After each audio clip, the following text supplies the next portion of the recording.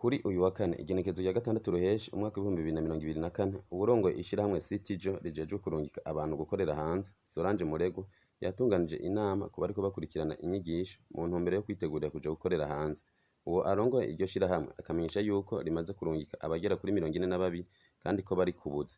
Ariko kandi akamenyesha yuko hari n'abandi bagera kuri 26 bariko bitegurira kugenda.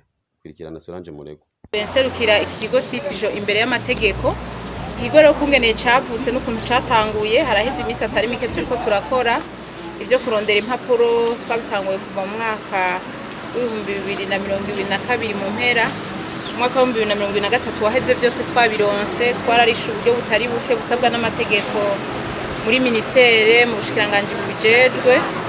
Hanyuma twagiye hamwe n'abandi bakenyezi hariho abandi benshi dukorana batari ngaha turiyumvira tuti twebwe nk'abakenyezi duterera iki mu mugambi wo guteza imbere igihugu wo guteza imbere abakenyezi.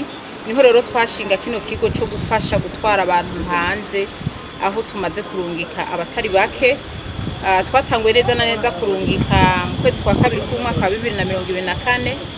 Uno munsi tugeze ku banyeshuri 42 tumaze kurungika bashitseyo kandi bari ku kazi kandi bariko barakora neza kandi twishimira kuko tubona yuko igikorwa c'abajanye bariko baragikora neza. Aho iwacu rero twakira abakenyezi bavuye mu mihingo yose ntitubaza ngo wowe uzananye he mugabo bakwije ibisabwa n'amategeko. Ibyo bisabwa n'amategeko navyo hariho kuba umuntu akomeye afise amagara meza akaba atarenze imyaka 40. Imyaka 40 uwo ntitumwakira ahubwo ubu duhejeje no kubagirisha inama turabereka yuko n'abashikana imyaka 38 39 bumva badafise amagara badakomeye neza amagara yamaze kugira badakomeye neza mu mubiri bafise utugwara kwabo batoza baraza ngaha ko boja gukora ubundi buzi kuko akazi kiwacu akazi bagenda gukora arakazi gasaba ingufu cyane. Solange Murego arongoye ishiramwe Citijo akamenyesha yuko iryo shiramwe atamahera ririhisha abariko bakurikirana inyigisho ahubwo ko iryo shiramwe ari ryo ririha ivyankenerwa. Aha twavuga nk'itike y'indege bipima bizimvye byo kwa muganga n'ibindi. Mugabo agashikiriza yuko passport umuntu ayirihira kuko iguma ikenerwa na nyeneyo mu buzima bwa misi yose. Amara twakisha nta passport y'abantu tubika.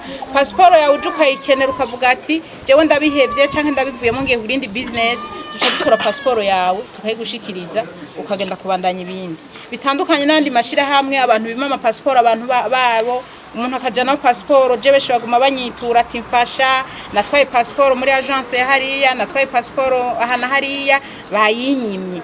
Nukuri abagestionnaire bama agence nkuko kwiwanje tworohereza bene gihugu. Umuntu ubonye ko ibintu vyiwe utari kurabimufasha musubize passport yiwe agende kwironderera ubundi buzima agende gukora indi business. Ikindi kintu naco twenga duhimiriza nuko aho ko umuntu azakaza kumara amezi 5 umwaka atonda mu kigo muhebuze ko bitagikunda umubarera ati wewe burya ivyi wawe ntibiriko biracamwe ave muri ivyo vyiyumviro aje kurondera indi business canka kandi kazagenda gukora uko turahura n'abene igihugu batubara ati je waheze umwaka je waheze imyaka 2 baramfatiye passport. Nukuri ico kintu si ciza umwene igihugu abarondeye passport bagomba kuyungunganya hamukazone shira hamwe rirayifashe panda umwaka imyaka 2 si vyiza boraba bakikosora abatwara ama agence bagenzi banje bakaraba ukungene tworohereza bene igihugu kuko niyo masezerano twasinyanye na ministere niyo masezerano igihugu kidusaba yuko dutegerezwa gutunganiriza bene igihugu na cane iyo batwituye no mu bibazo bafise.